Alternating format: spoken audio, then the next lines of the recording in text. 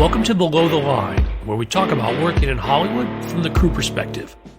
My name is Skid. I'm a former assistant director and your host. Quiet on the set.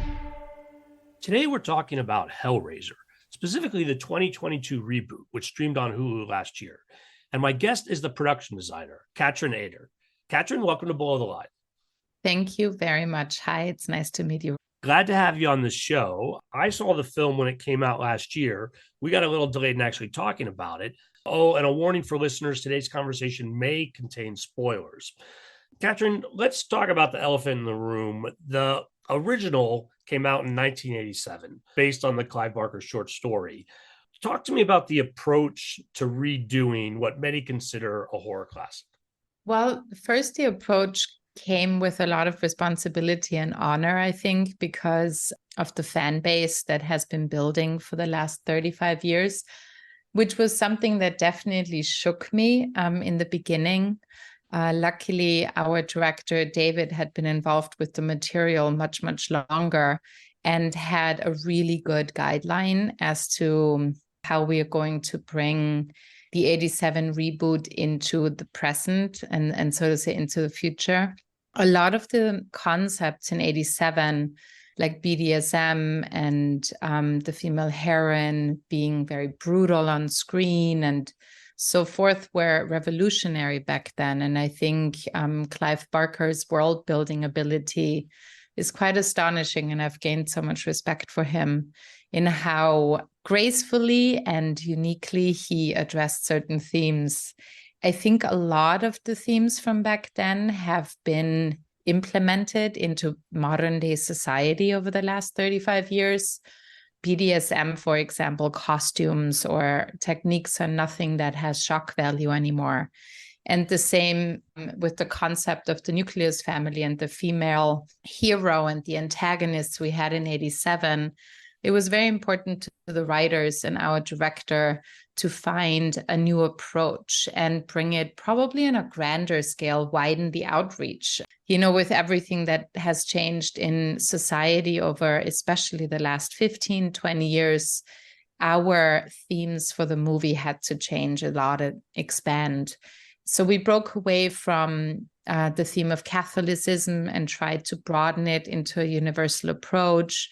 We broke away from a specific image of women, and I really enjoyed what David did with our lead actor, Riley, in the role of desexualizing her, and especially doing that in horror film, I thought was very interesting because women get sexualized so often or victimized in horror films.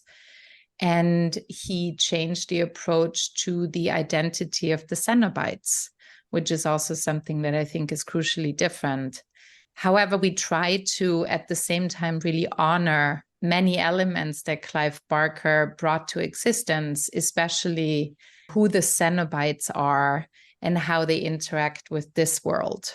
And we paid a lot of attention in honoring not only a certain sequence of actions of how they interact with humans and how the cube starts to unfold. We also tried to honor a certain architectural element when it comes closer in talking about the design. That was some of the key elements that we brought into this modern interpretation of Hellraiser. And so talk to me about that collaboration, you working with David Bruckner, the director, the other elements of the collaboration, I'm sure props, hair, makeup, design, all of this coming together, as you say, in a way that manages to both be respectful of the original and yet feels very modern and current. Oh, that's great to hear. David and I collaborated on The Night House already that we filmed 2 years prior to Hellraiser. And so the great thing about it was that we already had gotten a lot of the getting to know each other out of the way. And there was a solid basis of understanding how each of us works. And with that, an invitation to really go into depth and ask a lot of questions. And I really appreciate David for his approach to filmmaking. He leaves the ego outside the door and allows all of us to do the same, and which really opens up a space where every question is valuable, where it's very, not easy, it's intense at all times, but we can find our path. His intentions were absolutely to honor and work very closely with Clive Barker. And our collaboration I think was very meaningful in the sense that I had the opportunity to work with other designers to come in and help put this massive world together. So we had a designer who focused entirely on the modernization or the new interpretation of the Cenobites themselves. Then I focused on the world building. And then in conversations, we realized that all of us had looked towards a computer game designer in Denmark whose work we really liked. So we brought him in, Martin Emborg, to design the hero props, the cube and its variations. And that collaboration was really beautiful because it happened fairly early on in our concept design phase. And it allowed us to really explore which world building tools we want to use, where the color palette would land, how the hero props stand out in a very dark world that we intentionally created, and then how to marry a world of the Cenobites that almost goes into a sci-fi realm and bring it into our East Coast American reality. All of that was a tremendous learning experience, but also a deeply satisfying collaboration among many people in the film crew.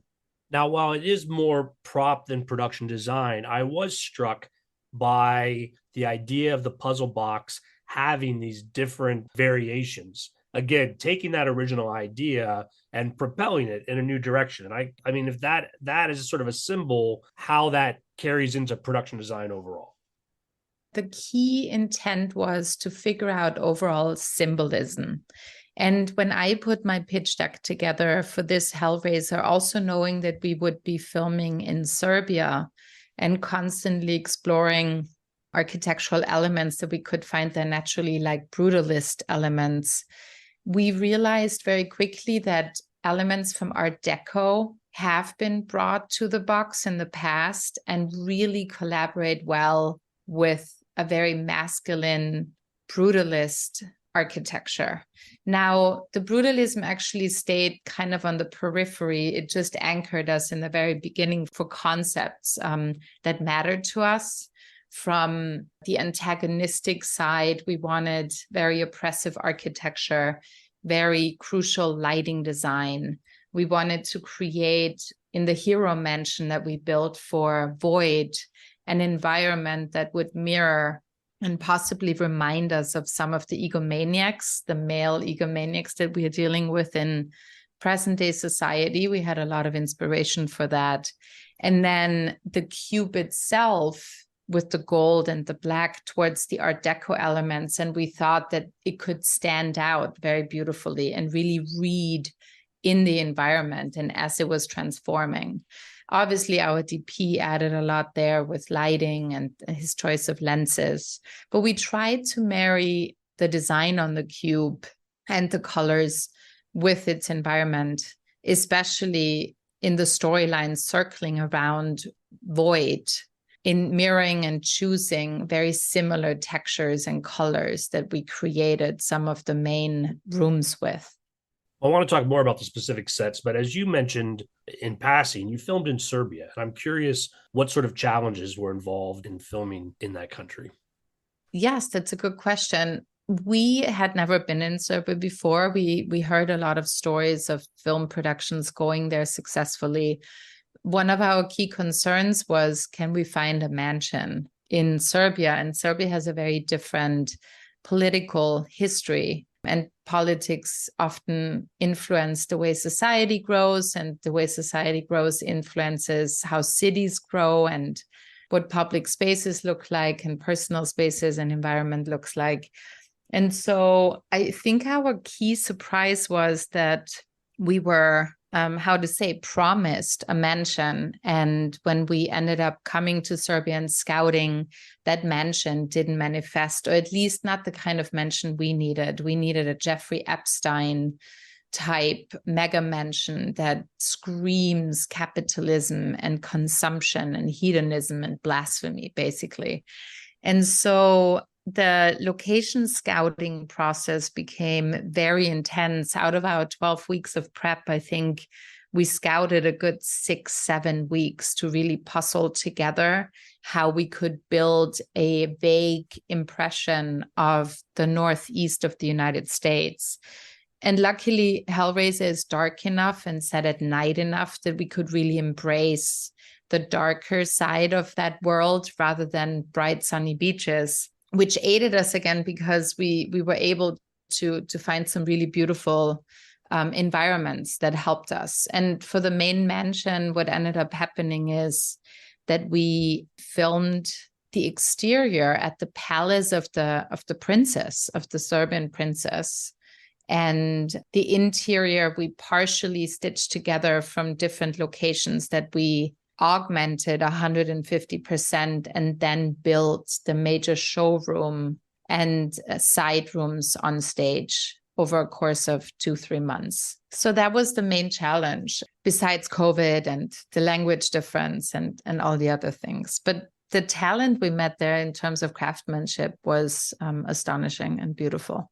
Now, I imagine that talent is actually really important to have on the ground because you're not going to have access to the kind of set decoration that you would here in the United States, whether it's New York, Atlanta, or LA. If you want a certain couch, you can probably go find it. But I just imagine you don't have the kind of availability of set deck on the ground in Serbia that you would at another location. Yes, you're absolutely right. And that's something where in the beginning we thought, and we were told, yeah, you can go to Paris and you can shop in London and you can shop in Vienna. And I was very excited about that possibility. But with the pandemic being in full swing and then Serbia not being part of the European Union and import laws being very vague and things getting stuck in customs for weeks at a time, we realized that we are risking too much and we didn't have unlimited resources either to just bring in truckloads from Paris. So we opted out to hire several set designers. I think we had 2 set designers in set deck to entirely focus on drawing and fabricating practical lighting and hero furniture. So we built a lot of it. And that was quite amazing that the set decorator there was like, yeah, no problem. We can build it all. Just show us what you want. And so it was quite astonishing because that's nothing that I've ever done in the United States, where I just built the sofa of my dreams for feature film. And we have the prop houses here that give us so many options. Something always works. So that was definitely unique that we built so many furniture pieces and practical lights, and we couldn't even afford wallpaper. So once I knew the wallpaper I liked, and we couldn't afford to have it imported. So we recreated it our way, and they had a lot of good ideas to do that. Well, let's talk again about the challenges, some specific locations. And let's just start with one of the early ones, that playground where our main character gets her first view of the Cenobites. Talk to me about where you did that filming and how it came together. We actually scouted massively for that playground because we wanted something that's very timeless, that reminds us of our experiences as children when we were playing on those metallic, rough playgrounds back in the 80s and 90s. And after, I think, seeing 10, 15 playgrounds, we settled on one that was in the center of Belgrade. And I think we shot there on a Saturday night, so it was very busy. And it didn't have that key carousel, but it had the swings and it had the seesaws and it had the right environment that looked Boston enough. And so we created the merry-go-round to match what was existing. And then we came up with this idea of looking down on it from a bird's eye perspective as the cube starts transforming. And it allowed us to create a beautiful little symbolic cube-like border around it out of cement, which came in very handy and beautifully. And then we needed that vicinity to the bathroom, and that bathroom didn't exist. So we found a reference from a beautiful bathroom building out of New York City and ended up recreating the facade and installing it on that playground with the benches and everything, so that sequence could take place the way David imagined it. And then we built the actual bathroom on stage. Now, because the interior of the bathroom, that's the first time we see one of these dimensional doorways opening up. Talk to me more about the challenge of doing that. Yeah, that was fun. So I knew a little bit from the Night House that David really honors his community, his horror community. And he says they know when it's done in VFX, and let's do as much practical as we can. So most of the blood is practical, and the practical stunts we honored, like breaking glass and all of that.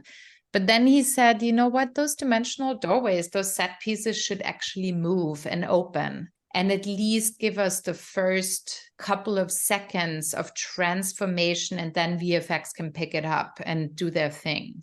And so we did some set animation. We built a 3D model on our computer and animated the sequences of where the set should split apart and which part should start moving first and second and third. So it had a fanning effect. And then we built it on stage. And in the end of the day, what we captured on camera were those 3 set pieces pulling away from us as the dimensional lighting from the Cenobites came in.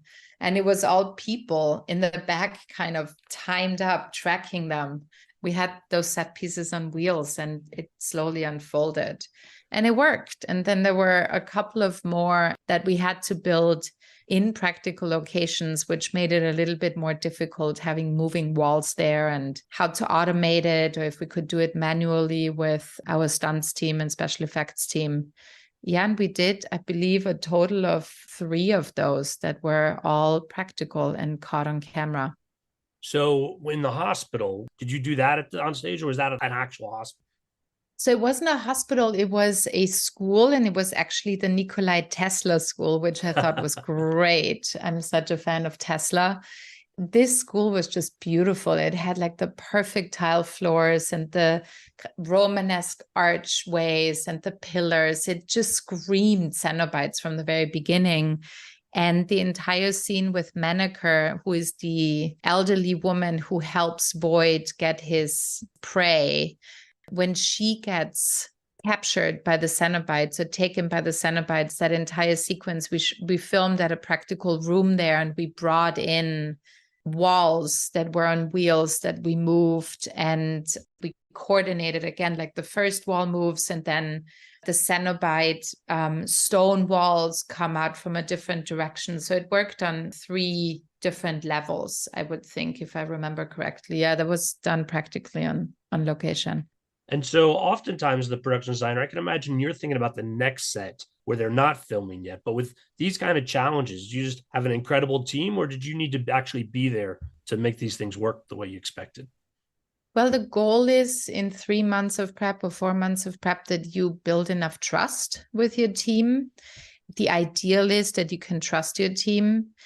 I try and be there for all the rehearsals to really discuss problems and find solutions. And once I feel safe that everything works, the hero team is always there. The art department, I feel like I'm only as good as my team is. So I have my backup. And in this instance, we had an on-set art director with 2 people and the on-set dressers. So there was a really great team on place. And when they film at 4 a.m, the setup that I have is that we are all in a big text group. And whenever camera is turning around or we are going to a different scene, I ask for a screen grab to be sent to me so we can make last-minute adjustments. And I think it worked out. I didn't get any angry phone calls from the AD, so it all worked. Yes. Now, you talked about the challenges of finding a set for the mansion. Talk to me about the mansion just as an idea and then finally making it reality. The mansion as an idea was supposed to be a place that could have been built by a very wealthy man somewhere on the East Coast, ideally the Northeast. We found a place, like I said, one of the princess palaces, she has a couple, that had enough of a resemblance to a Tuscan-inspired mansion to possibly fit somewhere in our region for the story. It was bland enough and it was classic enough that we were able to say, let's do some concept art, most likely will have that kind of Faraday cage, the lattice work that Voight builds to trap the Cenobites, covering the mansion in all of our story. And the only time we actually really see it in its glory is in the backflash in a newspaper article. We did a bunch of upgrades on the exterior. First of all, we had to design the lattice work and then figure out how much of it do we have to build practically for then Jacob, our VFX supervisor, to continue building around the entire mansion. So I think we built the front and the side approximately maybe 120, 140 linear feet at to 22 feet tall. We created the lattice work and then had a green screen barrier that VFX could continue it from there. We also built the practical gates that you see when you're inside and outside the mansion. That was all practical, if I remember correctly, or maybe it was practical in a couple of scenes and VFX in the other. Whenever they were moving, it was VFX. And we took this exterior mansion, and then David and I sat down and figured out the geography. And he always jokes, he says, in a horror film or the kind of horror films he makes, it seems like it should become a subgenre called the geographical horror, because geography always plays such an important role for him. He needs to understand where the corridor is that connects to the showroom and in what vicinity the lobby is, that this makes sense, and how actors enter, and then how to tie the entire action. And there's so many action sequences in our film, how to tie all that together. So based on the exterior and the window placements and the entrances, we figured out on paper, we sketched out the actual geography. And then we scouted interior locations and found a couple that worked. And then based on these locations, we started drawing the showroom and the lobby area. And so the showroom is our biggest set. There was 2-story set with the skylight and the vestibules on the side we built on stage, and then a couple of locations. In order to stitch locations and set pieces together, we had to create on location and then build on stage as well. So there was a lot of double takes. Yeah, it was quite an endeavor for the little time we had, and I'm surprised how well it turned out. The feedback that we've gotten seems like it was convincing, which makes me happy to hear. This did feel very real throughout the whole thing. To your credit and David's for giving it that attention. Yes, I love it. I love how detailed he is. It makes our work so much more enjoyable. When you get clear answers, you can go much deeper and be more effective, I think, in the design work. Were there other sets that you found either particularly challenging or are particularly proud of? Well, there was this kind of sex dungeon below the showroom. In the original script, it had a pool, and the set design, so the concept art we did for this version of the set was just beautiful. It reminded me of a Turkish bath with this gorgeous hexagonal pool in the middle, and the room we designed in blood red, which would have juxtaposed so well with the turquoise water or the blue water. The water we had to get rid of due to logistics and time. And we ended up, instead of building it, we found an old hammam, a Turkish hammam, somewhere in a village outside of Belgrade that was an empty building with lots of dust and spider webs. And after scouting it, we realized that we could use that and really augment it enough to turn it into that sex dungeon. Had a lot of challenges. The ceilings, I think, were not even 8 feet tall. There was a lot of asymmetry that we had to kind of cover up to make it a symmetrical space. We had to build a stairwell for the entrance and the gates. We augmented so much of it, and again, built all the furniture. And it turned out really nicely. I was impressed. I thought that it was going to be much more challenging to film in the space. And if you ask personnel on the actual filming crew, they might have experienced it that way. But I was surprised how smooth that sequence went. And it looked really convincing and nice, I think. I really enjoyed that. We had so many. I think we had 16 major sets and then a bunch of little sequences like the gate, and there was just nothing. So we built almost everything. Well, it's a very impressive modernization of the story. And again, I think it's got legs. Do you think they're going to make more of these? I'm really curious. Clive Barker came to our premiere in Los Angeles last October, and he complimented David that David took this helm on. And I think it was also the first of the last 11 that he said yes to and approved from his own creative version, which I think is outstanding after 30 years of making attempts to honor Hellraiser. I wouldn't be surprised if it keeps going. I mean, our key Cenobite Pinhead, who I think people even know, even if they are not familiar with Hellraiser itself, is now a transgender person, which is revolutionary, I think, and really cool. And the new interpretation of the Cenobites got a lot of feedback. So I wouldn't be surprised if there's more coming in the future, hopefully. And hopefully Clive will stay involved with it. Well, I appreciate the work you did and how it all came together. It stands on its own, whether there's sequels or not. Really enjoyed you taking us behind the scenes on it. I know we're going to call it a wrap. Kathrin, great having you here. Thank you so much for the opportunity. It was wonderful talking with you. For those listeners who are fans of the horror genre, you might also enjoy the episode I released at the start of July about A Nightmare on Elm Street 3 Dream Warriors, which came out the same year as Clive Barker's original Hellraiser.